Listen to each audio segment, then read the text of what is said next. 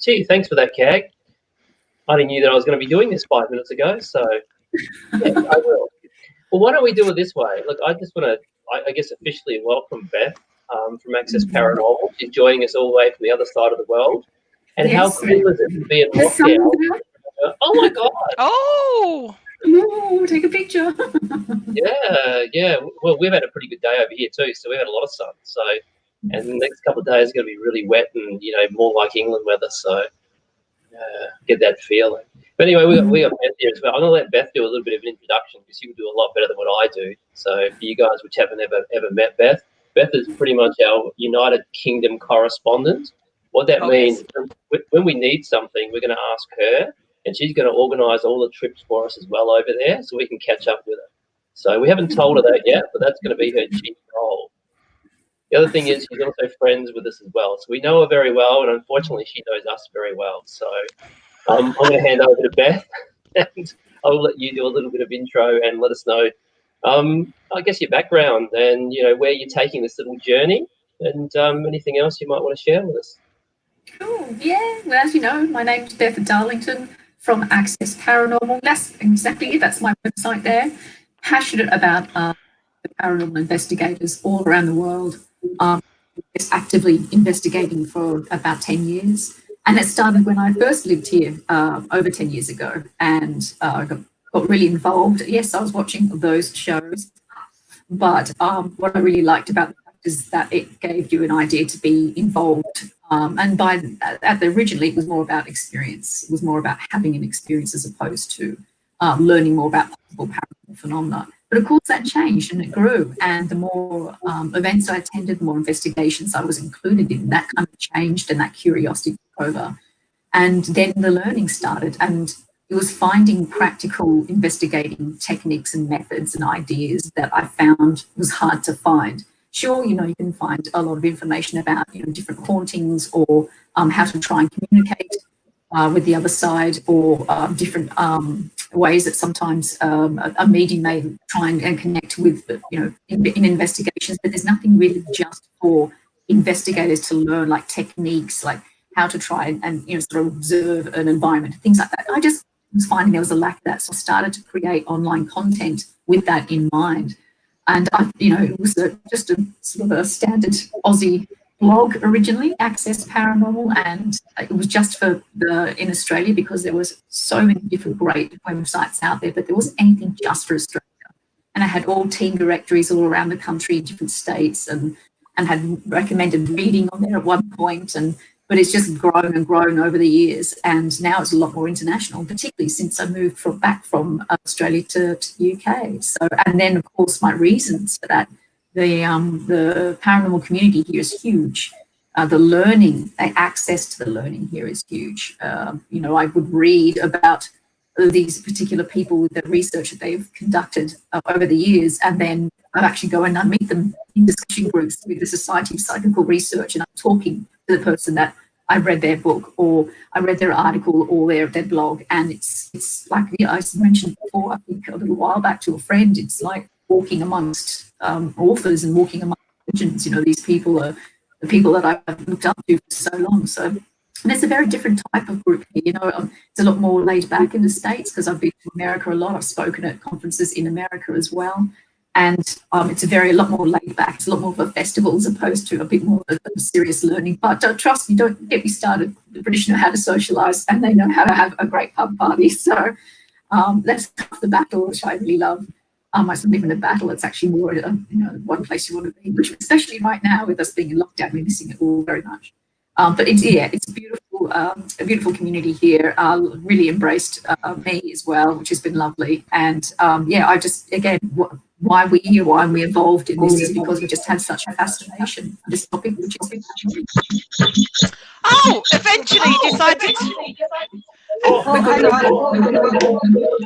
I've just made that worse. Oh dear. All right, very quickly, I'm going to sign off. I can't get on.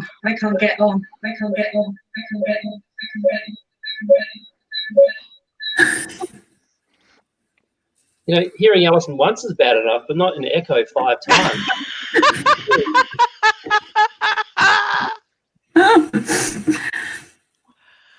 Oh, sorry, Beth, we stopped you there. Do you want to carry on? Fine. No, I literally round up. I was thinking with Alison, is she able to put earphones in to stop the sound coming from the device? Headphones. That might actually help. Beth, do you want to tell us what it's like in the UK at the moment with the COVID-19? Wow. What you are having to do as well? Wow. Okay. It is a very different world. It was a very different London compared to what it was when I first got here, that's for sure. London was it's sort of elbows at the ready when it comes to getting on public transport. You're often crushed against someone's armpit. Everyone was rushing, everyone was quite rude and would push past. Now, because of the way we've got social distancing, most people aren't working at the moment. It is the most chilled vibe. People smile, people wander by. I said hello to a stranger the other day. That would never happen. So it's a very different world, but it comes at a cost. At the moment, of course, at the time of this recording, I think there's around 18,000 deaths here, which is horrible. And where I'm living at the moment, it was one of the worst affected areas in London. So, you want to be with the rest of the world, this Beth? There you go. There's a pandemic on a sandwich. I live with 2 people that are very, very protective of their health. So when I go out to the shops, I have to wear gloves and a mask. When I come back from the shops, everything gets sanitized. Even the carpet I've walked on, my shoes get sanitized, and that's through a hot steam spray.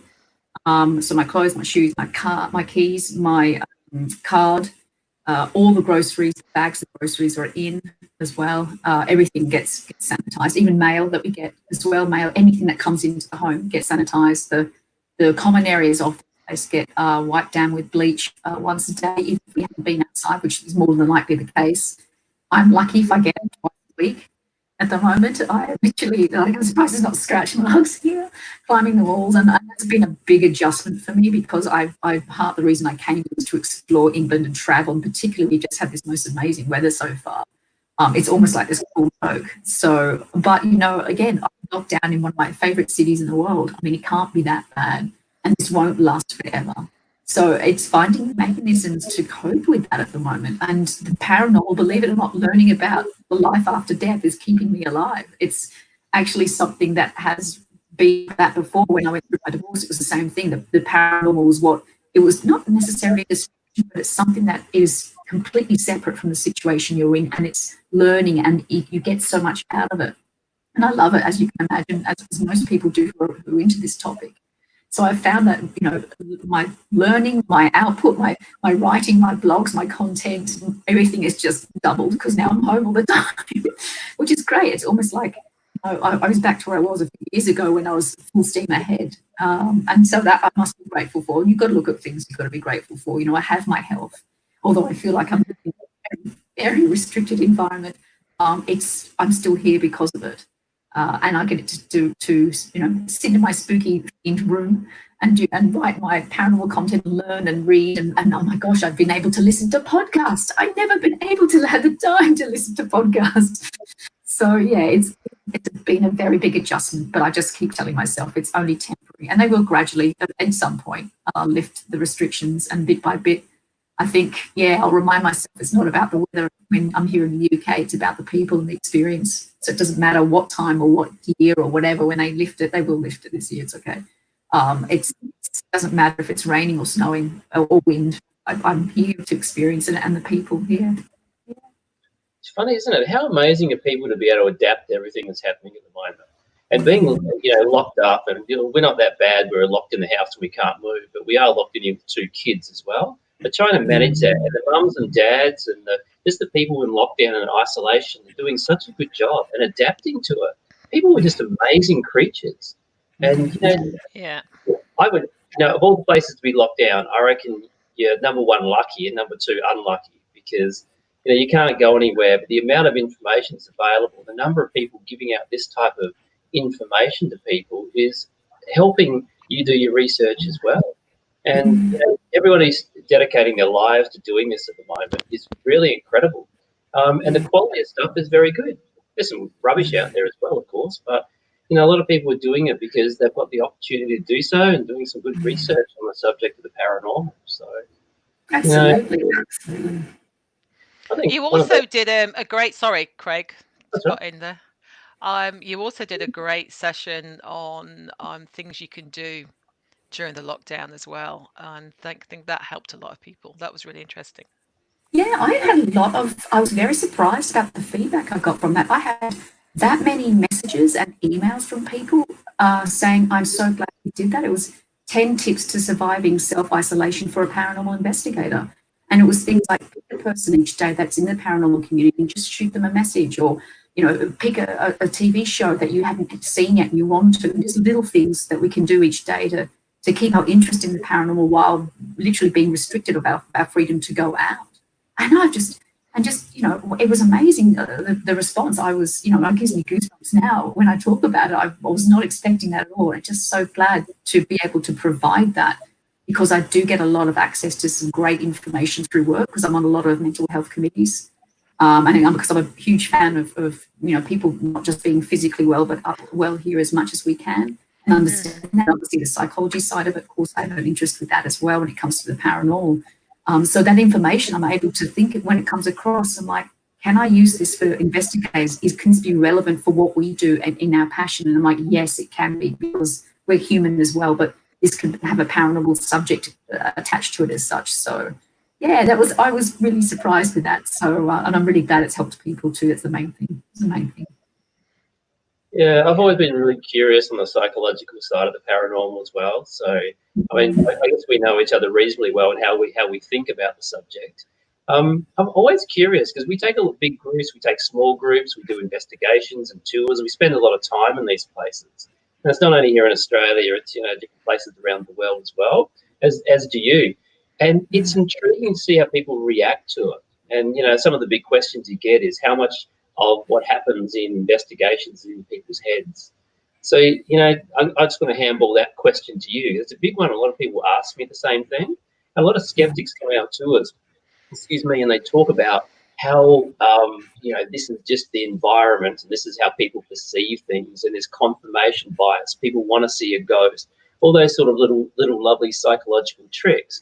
And we've had a lot of psychologists come on to us and psych nurses come on to us, and they always sometimes take that stance and sometimes take the opposite stance as well. And just watching how people react to it, to me, is really, really curious. So I guess, what's your opinion on that side of it as well? Is there any sort of little nuggets of information you'd like to share? Oh, gosh, it's all I can say is that I agree with you. I remember we were chatting with Alison years ago. What's funny is that there's something came across that I asked her to do for me for something here, and she said, "Oh, I've known Beth for 10 years." And I went, "Oh my God, it has been that long." Sorry. But jokes aside, we were chatting years ago, and she said she always found it interesting having tours go through and the different people experiencing different things and the different people experiencing the same things. And obviously, if you've got a professional background in how the mind works, and how you would see a tour and how you would see people experiencing that tour would be completely different to somebody just as myself, with little to very little psychology in background, or if at all. I do live on the main street. You are going to hear the old scooter. That's the only thing that's allowed here at the moment is Deliveroo. But I think it'd be very interesting, and particularly from a skeptic perspective. I think if we all well and truly understand the glorious cynical skeptics that we're on, none of us have come across them from time to time. So, of course, they would have a very different view too. Well, we can see some action. Okay, can I try this? It's working. Hey. It's like I don't need these. Yeah. What the chocolate fudge is going on? I have no idea. Why are you a different shape to everybody else? Different shape. Because I'm upright. I'm also delayed by the looks. You're not too bad. It's all good. No, you sound all right. All right. Just need to say hello to everybody that's joined us. Sorry I've not mentioned any names, but there's quite a few going through at the moment. So welcome, everybody.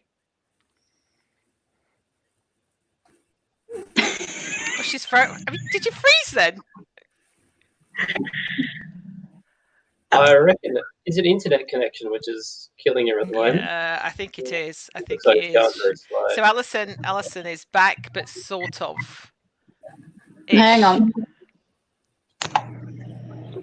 So Beth, whilst we're waiting, can you just? I want to ask you a question, which you've probably been asked numerous times before. So, what's the most haunted location you think you've ever been to? Geez. I think there are two. One you've been to, you and Alison have been to here in the UK. And one is an undisclosed location. So yes, I can't talk exactly where it is. In New South Wales. And so the one here in the UK is the Ragged School Museum. I found that to be quite active. I found that as far as activity for one night, I found it quite active in that way. Of course, I was still a little green. By then it was the first year I was actually getting into this. But the things I experienced in a particular location, and I've mentioned this in other interviews before, when you experience something possibly paranormal, it changes you. And when I experienced certain things that had raised way more questions, I couldn't be the same person after that. And it's the holy grail. You're lucky if you get one thing to happen. If you have maybe 2 or 3 things to happen in a night, then that's extremely rare, very rare. So yeah, it was the walking table night, as I call it. I've been interviewed in magazines for that one, and I was sworn at through a Ouija board as well. Yes, I'm alive, everybody, and there was no portals to hell. Everything was fine. Everyone's great, and no one was hurt. I saw chalk fly off a chalkboard, like projectile across the floor, because it was dark. I could see it literally. You just shot across. And then yes, that's right. And we had the building glass work. I call it glass work. It sounds like I'm making a model of something, but it actually means with the glass upside down and the people's fingers lightly touching it. Basically, a very sort of cheap version of a Ouija board. And the glass smashed in midair 3 times that night. So it'd fly off the table, and before it hit the ground, it smashed. And we've actually got video footage of it. The glass just shattered. I've got another glass, and it did the same thing twice after that, and we ran out of glasses. So I've never seen that before. How cool is that? And I checked that table, like, is there bumps in there? Is there nails? Like, I'm like, this can't happen. How does it go from solid to break as it's coming off the table? And I looked everywhere, and there were solid glasses, so sorry, that's my thing. So yeah, that's probably one of them. And the other location in Australia was where it was more audible and visual phenomena. So it was more hearing footsteps and the actual part of the shoe walking in the trolley when you know you're the only person there. Was being quite physically affected. I think a couple of people that didn't feel comfortable. There was one time when I walked in with one other person during the daylight, mind you, and I suddenly said, "I'm just going to go to sleep right now." And he looked at me and said, "What?" I said, "No, I just felt really tired for no reason. During the day, I just want to sleep here now." The balls or there's no way to be sleeping on that. I was lucky to be walking on it. There was awesome crap everywhere. It was a derelict building. We were allowed to be there. We obviously had permission. And I just wanted to go and fall asleep on the floor for no reason. I said, "I just want to sleep right now. I just feel really tired." He's like, "No." And then I started to doze off, and he literally carried me with an arm around out the building. As soon as I was out the building, I was fine. So that's the most physically affected, I think, possibly something like that. We didn't have a carbon monoxide detector or anything like that, because that could also be something that could have caused it. I don't know. Nothing happened after that. Nothing happened for the rest of the night either. It was just that one time. So yeah, there's a couple of spooky things. Yeah, that's cool. We like the Ragged School, don't we, guys? Do you want to? Oh yeah. Do you want to explain our story from the Ragged School? Because Alison loves to hear this one. Is that when Alison started playing the piano?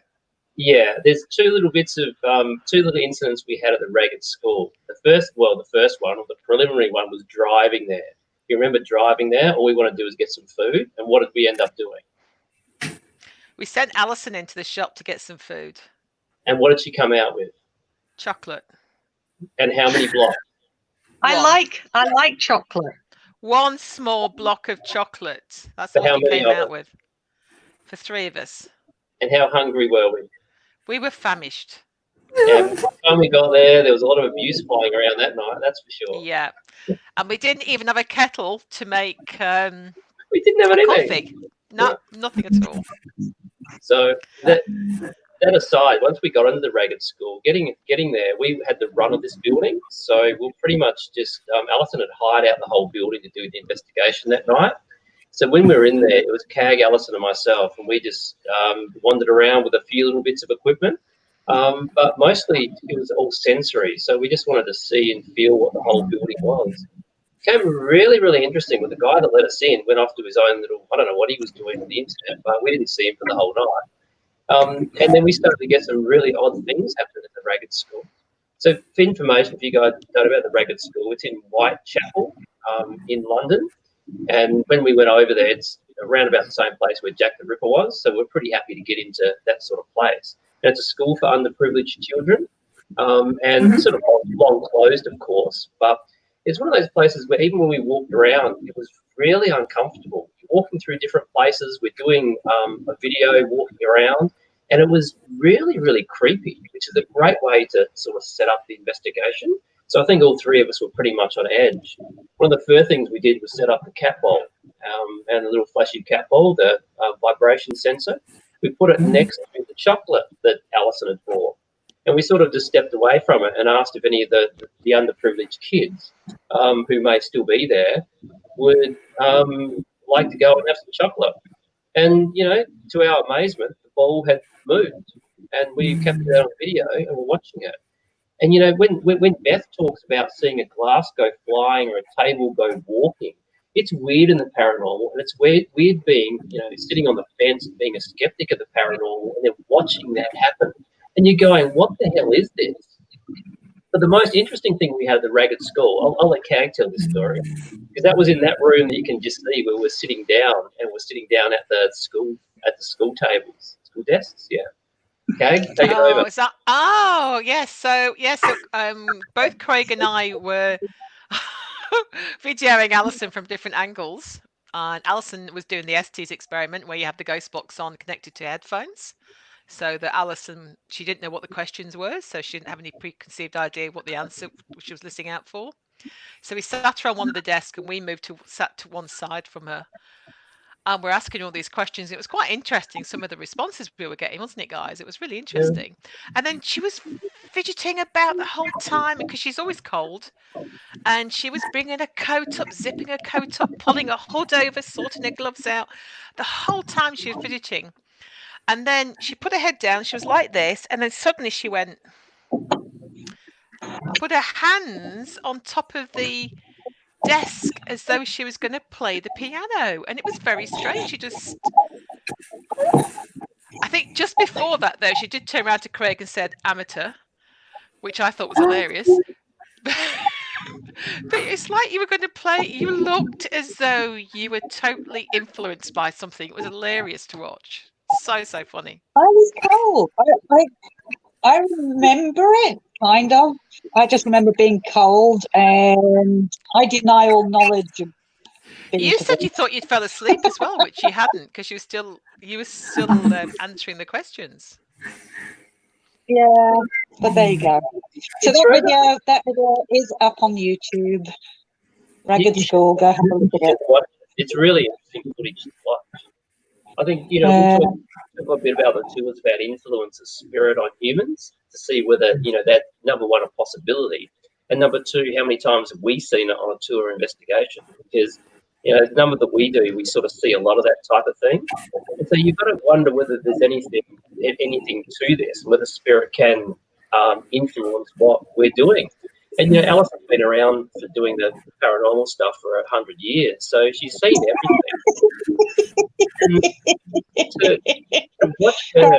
Craig, you're sacked again. Woo! That mean I can go and start drinking? You can't re-sack somebody, can you, Craig? Surely. Well, we actually can't sack anyway, so... But look, I want Beth's opinion on this. I reckon it's going to be a really interesting opinion because, from an influence point of view, this is the first time I've actually seen Alison step completely out of character, and it was weird. If you had to take a guess, she seemed to be like a teenager. Pull up a hoodie. She was angry. She was really reacting differently to what we'd expect her to do. She pulled back from the investigation. She wasn't standing there going, make a noise or watching the equipment. She was fidgeting. She was playing the piano or whatever she was doing.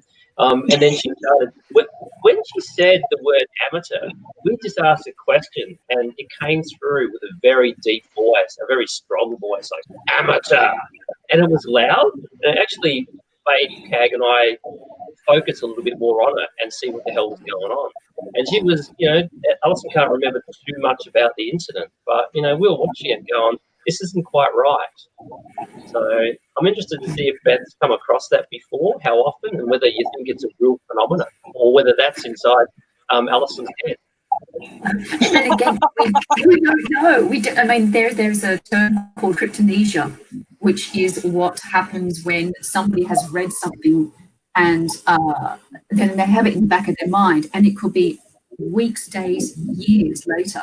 And they suddenly go, I'm going to write a book. And they write the book, and it's actually from a part that they read years before. There's parts of our brain that store things that we don't know, where there's so much of our subconscious that we don't know about. And cryptomnesia can be very, very worrying for people who do write fictional and non-fictional, because they may have actually legitimately thought they've written their own story, and then someone said, that's my story. Oh, no, that's completely mine. I believe 100%, but it's actually something that someone else has previously written. So what does that got to do with the paranormal? Is there triggers in situations where, if it's a school situation like this, does it remind Alison of something from before and makes her feel a certain way? Is she thinking of maybe a movie that she might have watched and she might be acting it out? I'm just throwing it out there. Is it just about writing content and then rewriting it, or can it be something from a physical acting perspective? So there's that.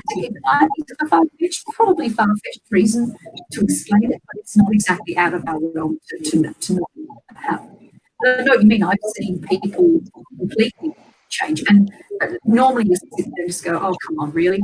But when you know that person, and you know it's the only time you see them, and you know them enough to know that they've changed, and they look different. They're acting not themselves. It's really, as like I said, it's spontaneous. It starts to build. It's just almost like you kind of turn around and go, "Hey, is that you?" Almost. I have seen it happen. It's not recently, but definitely there was a couple of years where I was investigating almost every weekend.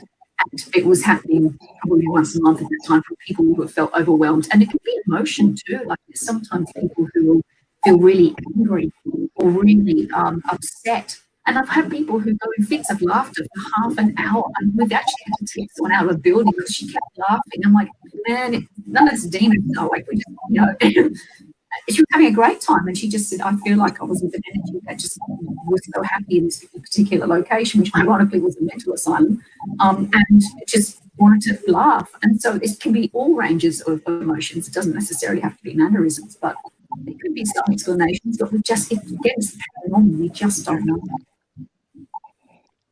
Or I could just fall asleep. I deny everything. I think it was the ghosts of our missing snacks that was affecting her. We weren't happy about that because we've been to a lot of other. Because Beth and me have been to other places as well, Waverley Hills. That was fun. I can't remember. Did we get anything happening at Waverley Hills? We were in the death tunnel. The first time our batteries were dying. We charged everything up. We had, I remember the audio. You're like, oh, that battery's died. Don't worry, I've got the mother of all batteries. Ha ha ha! And she stuck it in the camera, and she switched it on. It's like battery flat. But then all our batteries died. We went to another section of the building. All the batteries were fine again. Now, I'm going to ask one question. Can everybody else hear Beth all right? Because for me, Beth is breaking up, and I'm hoping it's just for me. No, you're breaking up. Yeah, you're breaking up.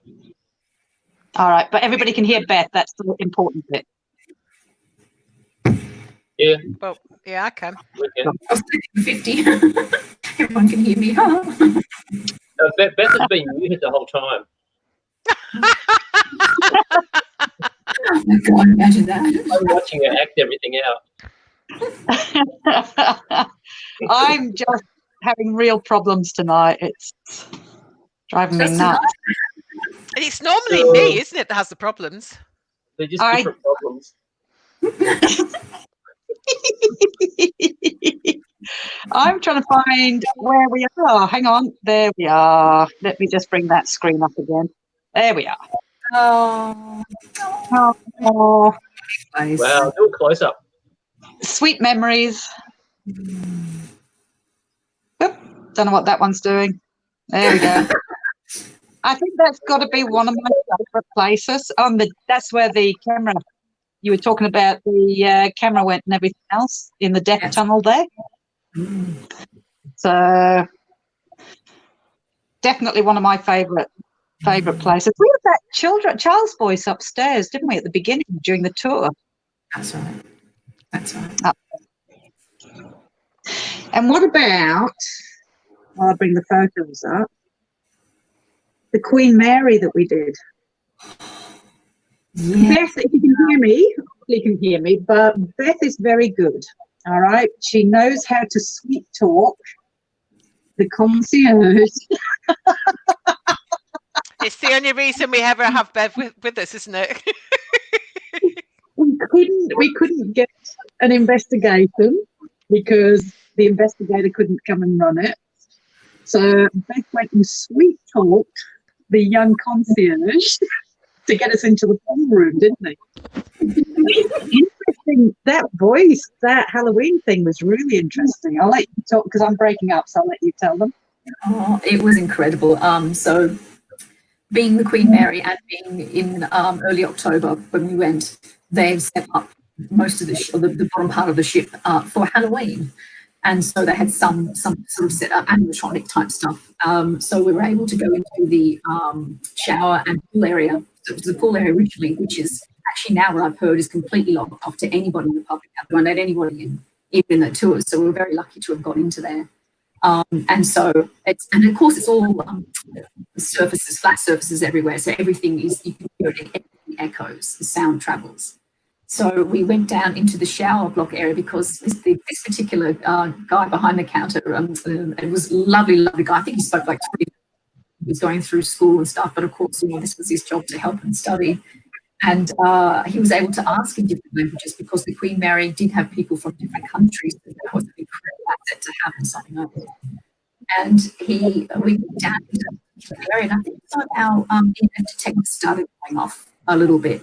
And that was interesting because we were in a semi sort of isolated area. Like we weren't really near anything that could have actually have set it off. We're in a shower block right in the middle of the boat, which is in like a huge bathroom area. I love the stories about the pool, by the way, because when you imagine rough seas and the pool water and people trying to swim anyway, it would just be fun for me. I have a sort of sense of humor. And so we were sitting there and we were getting some responses from the equipment that we had. And then we heard, "Are you there?" And it was the creepiest thing, it echoed as well. And as it echoed, we looked at him and we went, "Hang on, is there somebody upstairs?" Because that sounded like one of the animatronic things there, because a little girl is meant to be sitting in the area. So of course that's what they're going to do. They're going to set up a sort of a little girl voice saying, "Are you there?" when you walk past it. Oh, I love it. Such a beautiful, beautiful ship. And he said, "We didn't hear jingling keys or footsteps. You'll know when security walked past that particular section. We didn't hear anything. Something set that machine off." But it was the creepy way it was set off as well. "Are you there?" It's like, oh man. I got it in one of my podcasts actually. So it was a very interesting experience. And then what was it, maybe about 10, 15 minutes later, we could hear the footsteps and the jingling keys of security going past. So it was unmistakable. Something had set that off. It was a fascinating experience. It's such a beautiful building. It's a building ship. Yeah, it was beautiful. It is a great ship. Yeah, we went and the pool room had been closed off. So, now, getting on to what you're up to soon. In fact, that's why you're on here, so we might as well talk about that now very quickly. You've got something special coming, haven't you, in May? Yeah, I do. It's something I have been wanting to do for so long. Being hugely passionate about paranormal events and networking and getting out there and learning. That's why I save my pretty pennies every year and go to the States. Unfortunately, this year not really happening for obvious reasons. But then, of course, and traveling also around Australia as well, and attending events and creating them too. There's, you get so much learning from it. So, but of course, not everybody can afford to go and travel to these places. And I've always thought, I just wish I could create an online conference for the paranormal community and just get people in, so everybody's got a chance to get access to this information and find somebody new that they think, I'm going to follow that person and see what they're doing and learn from them as well. And so I thought, this particular situation where we're all stuck inside, most of us, why not create it now? I'm using the system that we're currently using at the moment, and it's called PIVC 2020, which is Paranormal Investigator Virtual Conference 2020.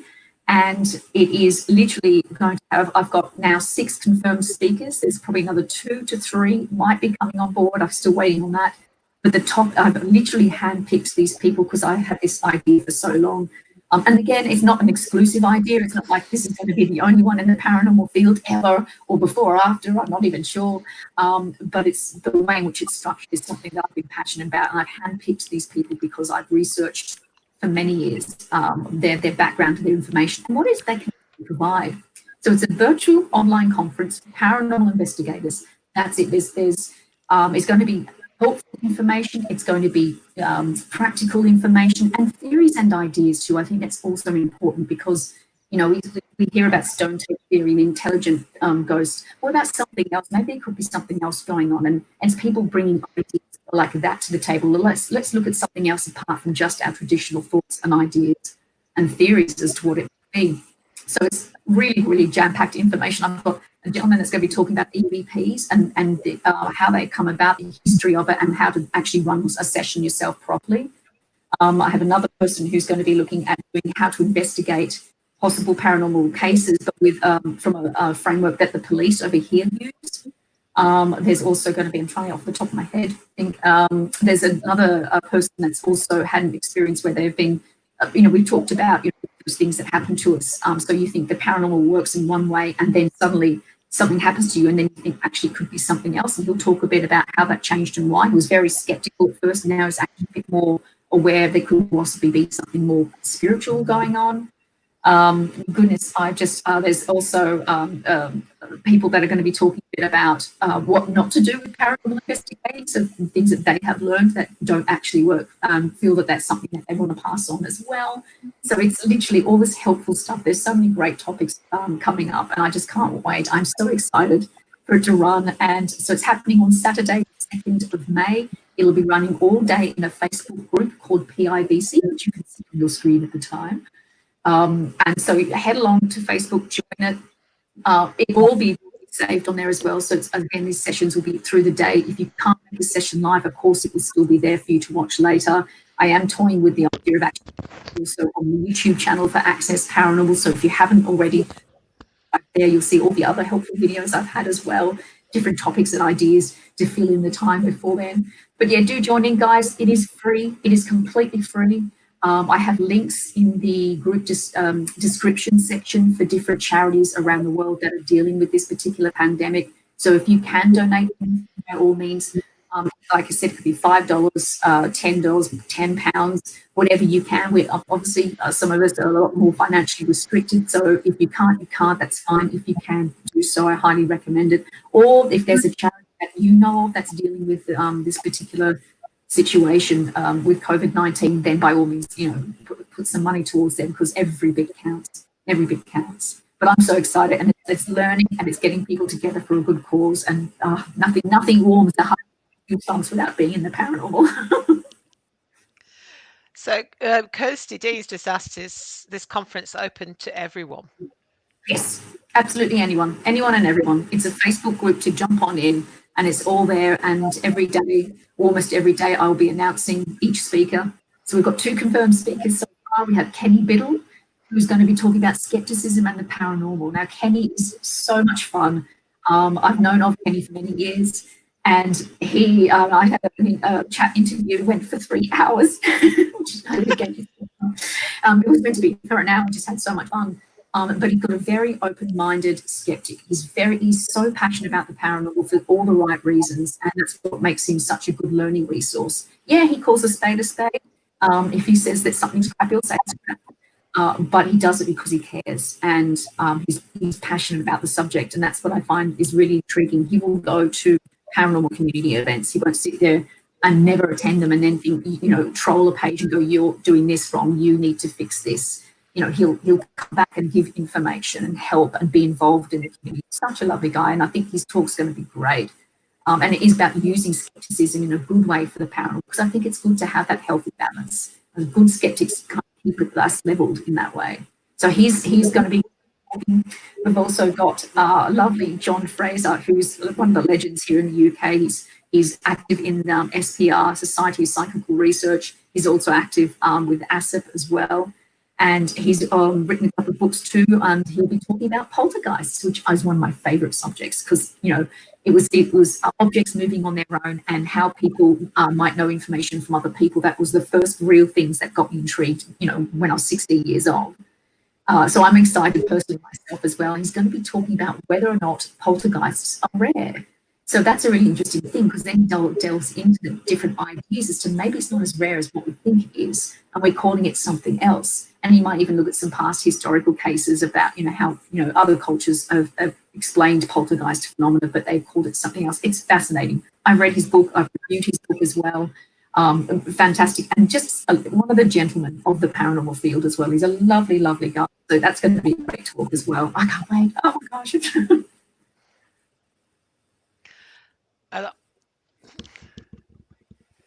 She's muted. There we go. There we go. Thank you, Mel. Thanks for that. Oh, thanks, Mel, for the link. Mel Salter's put the link there as well. Thank you, lovely. That's great. So what time? I don't suppose so it's starting what time? English time? UK time? Looking at about maybe 9:30, 10-ish in the morning. And then it will go through probably until about 7-ish at night. There'll be an hour for each session and then half an hour break. So it'll be a new session, and then we'll go offline for half an hour, and then another new session as well. But like I said, it'll be, as we can often know with Facebook Live videos, it will sit there as a recorded session for those who may have missed out. And so everybody will get a chance to watch each and every presentation. And obviously staggering it through the day, as like I am, I'm also making sure that people all around the world would at least be able to watch one live themselves. That's cool. I'm looking forward to that. That sounds brilliant. So for Australia, if that's about 10 o'clock your time, probably going to be about 6 o'clock, I reckon, our time, or somewhere around about 6:30 in the evening. Yeah, and during the actual middle of the day here in the UK, we'll probably less people in Oz because you'll be asleep. And then towards the evening and afternoon, it'll be your morning time. It'll be on Sunday morning, and that's when you'll be able to obviously see all the other ones live as well from there. Cool. I just want to say this. Karen Sutton on here wants to know, because she's actually from Newcastle, and have we been to Newcastle? We've been in New South Wales. Alison, you need to put your headphones on. Is that for Beth? I just wants to know if any of us have been to Newcastle. Oh yeah. I love Newcastle. I love it. I know Anna and Renata from there as well. Yeah. I also know them as well. So I've run events with them as well, coincided too. So I've been to Newcastle. It's great. I'm hoping it's Newcastle, Australia, isn't it? Yeah. Yeah, it is. Yeah, okay. It is. Get mixed up with my countries. I know, when you live in one place, it's like Newcastle. Huh? Newcastle. Yeah, that's cool. That's right. All right. Is Alison going to undo? Have you got any questions, Craig, before I start? No, you go. I've got a couple up the sleeve, so get Oh, your have you? important ones out. Yeah. All right. Well, I've got a question here from Rose. In fact, Rosemary sent quite a few in. Okay, this is interesting. When investigating, why is it important not to assume the era of a spirit that may be from or the age of a spirit may be? That's a really great question, actually.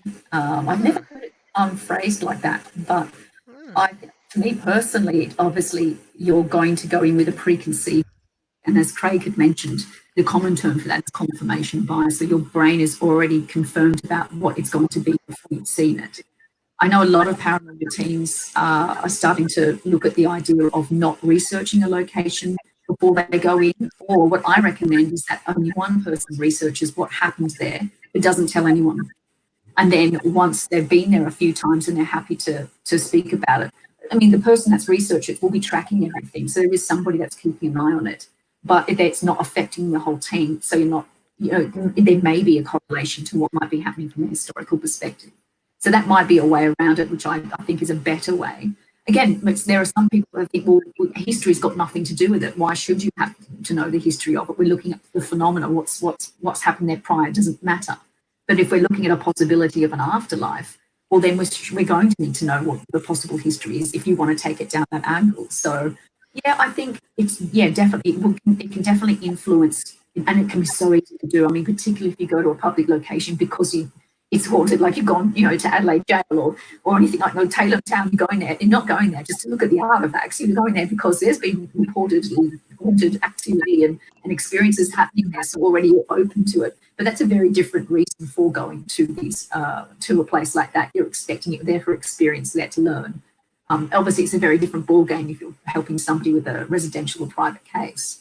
So, yeah, you've got a really good point there. I think it does influence a lot. We have to be just being aware of it, being aware of your own confirmation bias, being aware, like, I'm walking into this place, I'm already thinking that there is a spirit that is of Mary, and she's wearing a white dress. She walks down the street same time every day. I'm aware that I've heard that, but I've also got to be aware that in some way my brain's going to be looking to confirm that in some way, and you'll find reasons for that. So being aware is half the battle. We're infallible at the best of times, so that's probably the best way around. Yeah, that's cool. Yeah, Karen, it is the background picture on there. So, you did mention investigating private homes? Monica wants to know: have you investigated private homes that are allegedly haunted?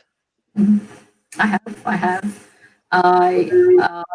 The private residential cases aren't something that you just go to a few times and then you find whether it's haunted or not. This is usually, if you do a private residential case, it's going to take up to 6 months minimum, depending how much access you have to a particular place compared to, when someone says, oh, I've done 100 cases in my career, it's like, yeah, well, if you've been doing this for 100 years, maybe.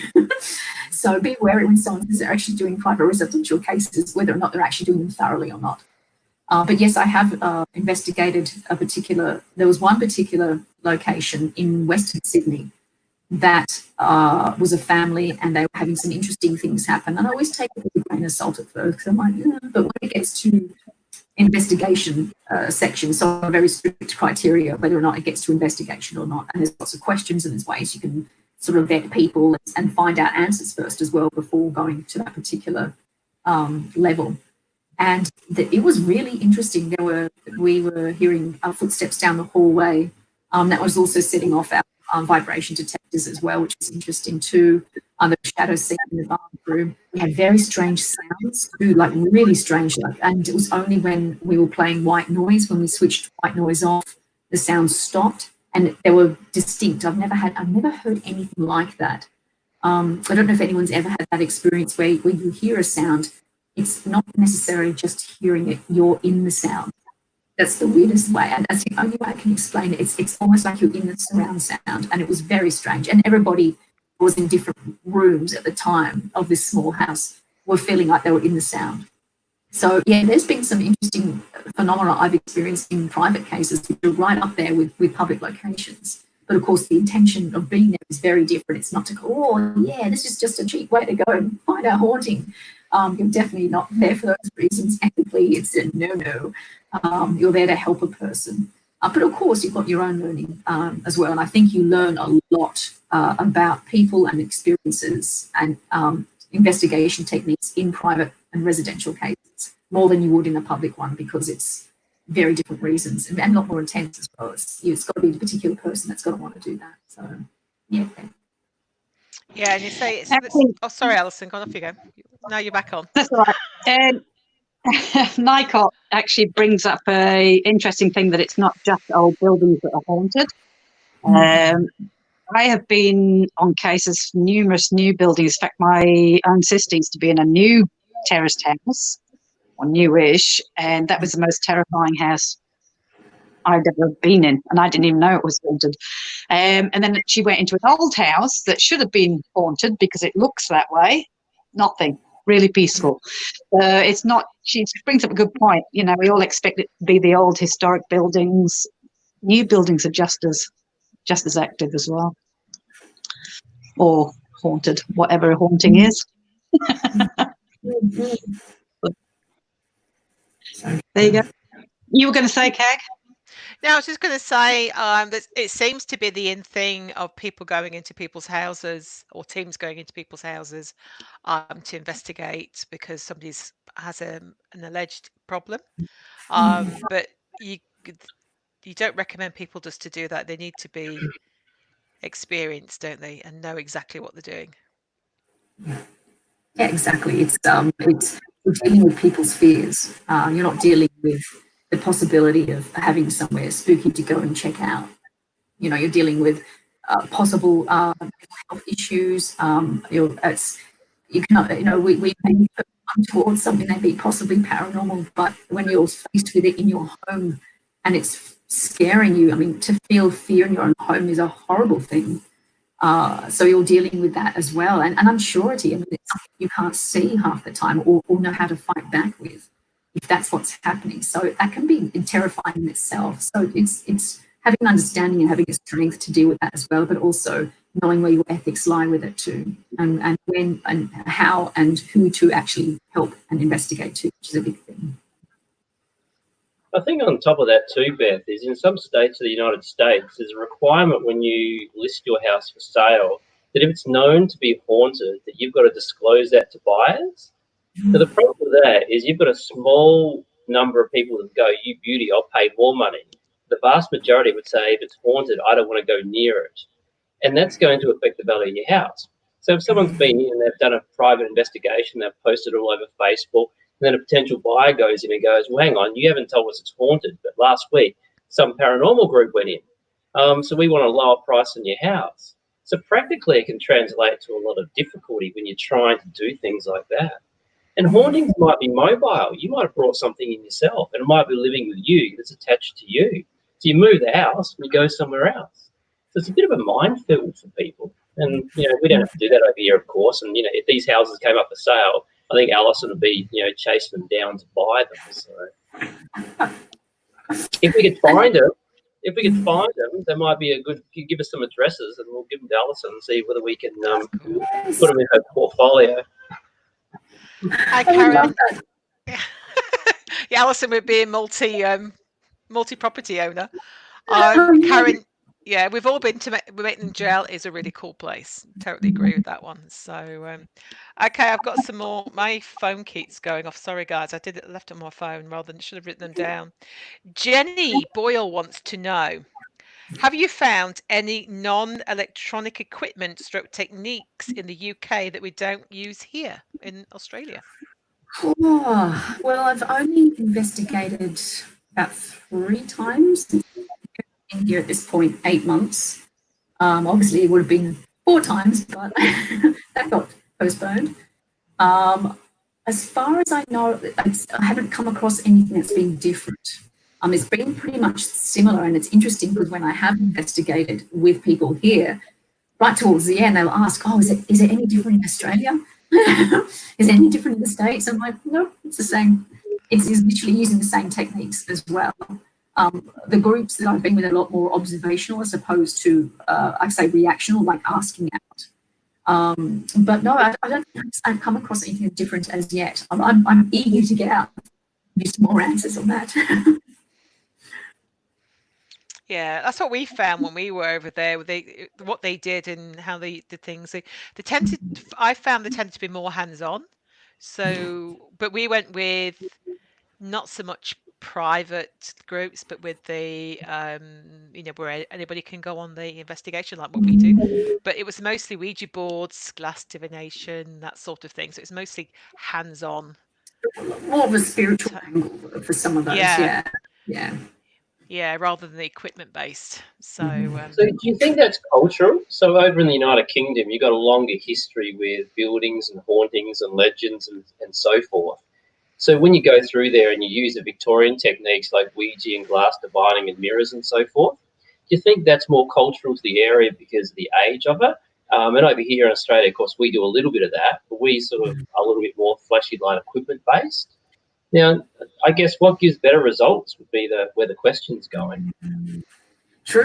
I mean, I think here it's a lot more acceptable with the paranormal than as in Australia. It's a lot more. It's every time I brought it up, it's like, oh, it's awesome. I think there's a virtual girly group that I catch up with on Fridays for drinks. We call it our virtual bar, and they were. I'll sometimes almost hesitate when I mention that I'm interested in the paranormal. And every time I've mentioned it to somebody here, it's like, oh, wow, that sounds fascinating. You've got information. What's your website? I'd love to know more. Like in Australia, big, oh, that's interesting. So it's a very different approach. And so that's why I think the whole spiritual angle is a lot more accepted when it comes to investigating as well. I think also spiritualism was huge in its time. And that's what obviously has spurred on organisations like SPR and the Ghost Club. So I definitely think it's a cultural difference here for sure. A lot more accepting of possibility of ghosts and afterlife, and I've been blown away, and I found it also in America as well. I didn't realise how difficult it was in Australia sometimes. You know, I was getting reference letters for a particular thing, and I was all it's suggested to go to your ex-employer about this particular paranormal register to get a letter from. And I'm like, I can't go to my ex-employer with this. Imagine they think I'm crazy. So, it's a challenge. But yeah, it's definitely a cultural thing for sure. But like you said, the results is very interesting. Are people getting more results from doing it from the spiritual thing? I think people find they will gravitate more towards investigating from the spiritual using glass divination or crystal dowsing or anything. I think it's a more personal thing. Using equipment's less personal, but I think finding people that want to get involved, it's more of themselves in it by doing it from a spiritual perspective. That could also be it too. It's funny, you're talking about dowsing rods because Kyla's just was asking, she just recently acquired some dowsing rods. How effective do you think they are in communication? One of the investigations I went to here 10 years ago was at the London Dungeons, and the lady that was running the session was using dowsing rods for the first time. And afterwards I went, that's it, I'm getting a pair and I'm going to see if I can work this out. And I even got ones that had glow-in-the-dark tips. I had glow-in-the-dark paint at the end so you can actually see in the light what direction they were going in. You can go all sorts of angles with that, couldn't we be? But bringing it back down to normality, I found to me it was the same with glass, glass divination and or pendulums. I think it's really up to the person.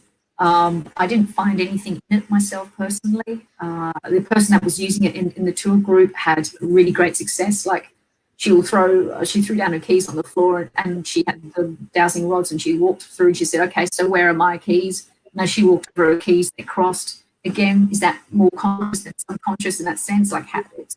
Jury's still out on that, but give it a shot, try it out, do some experiments around what happens each time, what location and what time of the day you're doing it, and see if there's a difference. Is there a pattern to it? Are you getting more hits than misses? It's the only way we're going to really know whether this stuff actually does work.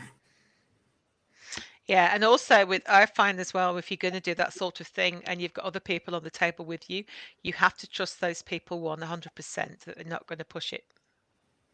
100%. So people can do it inadvertently too. So, I mean, sometimes we see it. Everyone's got really good intentions, and sometimes you get results you don't expect. Occasionally, when you're standing for long periods or in a comfortable position, you're trying to get the right amount of tension, your finger on the glass or whatever it might be. Sometimes you can inadvertently move something or do something or cough or twitch or whatever it might be.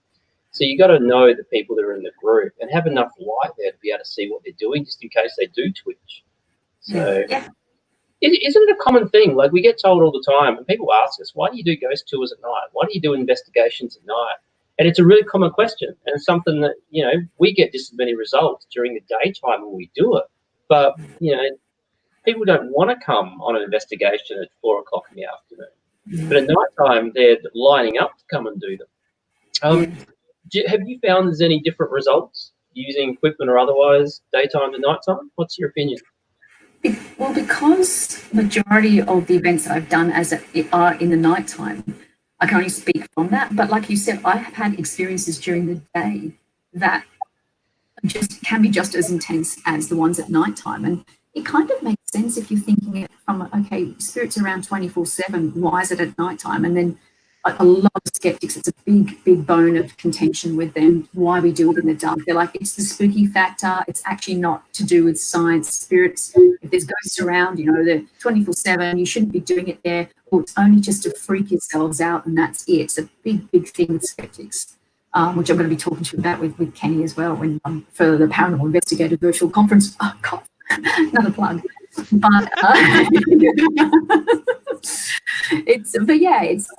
I've had, like with you, I've had just as many experiences possibly during the day than at nighttime. I understand why most of us do it at nighttime. The world's quieter. It's when we're relying on, I think it's almost like a mini sensory deprivation where we're kind of taking way more of our eyesight, so we're having to use our bodies more, our ears more when it comes to investigating. But then just set up a Gunsfeld experiment, go and do that if that's what you're after. But it is what it is. I'll probably still continue to investigate at night time. I would love it if there was more daytime stuff, because when you've done an overnighter and you've got to drive home, or you've done a night shift, you've done a graveyard shift, and you have to go to work for the next following week, and you're like, why are you so tired? Oh, I just had a really big party weekend. When in fact, it's just been an overnight investigation trying to search for signs of the afterlife. Yeah. Oh, so true. Okay, I've got one here from Trina. So the UK has a much longer history of European settlement and living in a large population than Australia. Do you experience ghosts from different eras in history at sites, and does this increase activity at these sites? I think it's easier for people here in the UK in a regard where we can actually verify what may have happened in the location, because we've got that written history. So, it's like 1,000 years of somewhat written history here. I know in Australia, it's the biggest challenge is the fact that, there's around 200 years written history, but yet the history in Australia goes further back than that, thousands and thousands of years old. And like I said, it's the oldest language, the oldest culture in the world, but it's spoken. So it's harder to verify anything if that's what's possibly happening, if it's an Indigenous thing. So I do think there is a huge advantage to verify, if you're looking at it from a historical perspective, what happened on a piece of land, and go back, because you've got that written documentation that's there, somewhat there. I think that's a huge advantage here. And that's one thing I miss with Australia is not having had that. But then again, of course, we have to be respectful for the Indigenous Australians and they want to not speak about their ancestors. That's how it is. It's just how it is. But yeah, I think being here, that's been a huge win for me, looking at locations and having that documentation there. And having, being right up against and being a member of SPR, being a member of ASIP, and being a member of the Ghost Club, and having access to that information, the members section, and just oh my God, I've died and gone to heaven. So, it's the foundations for why we do half the stuff we do. That's cool. I've just very briefly as well, I've got Luke up here. He says his son is 6 and he's been coming up to him mentioning that he's seen things. She said it's okay. and it happens with Daddy. But what advice can you give to someone? What can you say to them? I think continue to allow your son to talk about it. I think if they feel like it's silly or stupid, they won't open up to you. As long as you encourage them to speak about it and talk, and obviously not using questions if you can. So, okay, so you've seen something. What did you see? What did it look like? Instead of, did it look like a hooded figure? Did it look like that's going to feel like? So I think leaving the lines of communication open so you can find out more about what might actually be happening. Does anyone else have any other thoughts on that? Go on, Craig. I was just going to say, is one of the biggest things you can do is keep that communication open. So if you've got one of your children, and your children, if you have the ability, and your kids have the ability to sense a little bit more than what most people do, you got to keep talking to them about it. And just there's not much you can do to explain the workings of the paranormal to them at that age. You just got to make sure that there's no other underlying issues you need to be wary of. And I think when you're looking at something like that, you just got to keep talking to them, get them to open up to you what they're experiencing and how they feel about it. And if anything else comes that's a little bit abnormal, then you might need to take some other sort of advice from somewhere.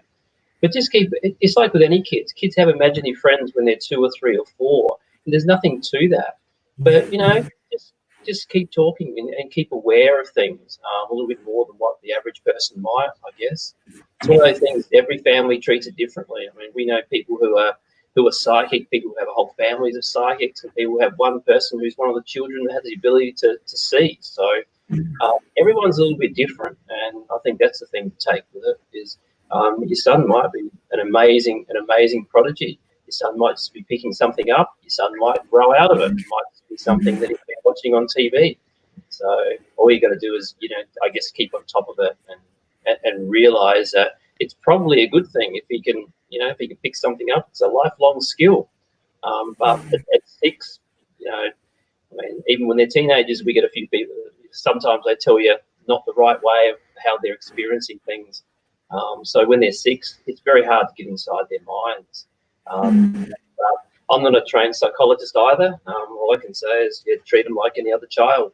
Our kids are 11 and 10, and that's exactly what we do. Ours haven't gone down that road, haven't said anything, but our family's probably paranormally insensitive. So every family is different, but keep watching it. Alison, have you come across anything like that? Like where you've come across any children who might be sensitive or who have been, acting in that environment? Actually, I had my own children for a very short time. My own daughter started, and she's a complete skeptic. And we had a few things happen here where she was seeing a little boy for a while. But for me, you just roll with it. You don't try and slap them down because that's where they're going to close up. And even if they're having a problem, and whether it's a problem just in their own heads, their own mind, or whether it is a real spirit, then by shutting them down, you're not exploring that and keeping an eye on them and seeing how they're tracking. So I always say don't just slap them and go, oh, you're just being silly. It's just stupid. It's imagination. It's your imagination. Don't be stupid because they will shut down. So it's just, at least then you can keep that open communication with them. So, but don't put it in their heads either. It's like Beth said, don't say, oh, is it like this? Is it like that? Just, just go with it. Now, Beth, I'm going to have to, because I know we've been over an hour, and I know actually it's a work day for you, isn't it? Beth has been very good. She's come on her lunch time to come and chat to us. So, but we might have to wind it up there. So just one more thing with the, I'm just going to bring it up again on the screen for you. So are there details on the Paranormal website? Not as yet. It will go up on the website soon, but it definitely on Facebook. Facebook's the place to search for it. That's what you can search for, PIVC, which is Paranormal Investigator Virtual Conference 2020. You'll see that logo, click on it and ask to join, and I'll let you right in the door, virtual door, and you'll be welcomed in, and you'll get to see a bit of info about the 2 speakers that have been announced so far. So by all means. Cool. Austin's mic is muted again. She might be now.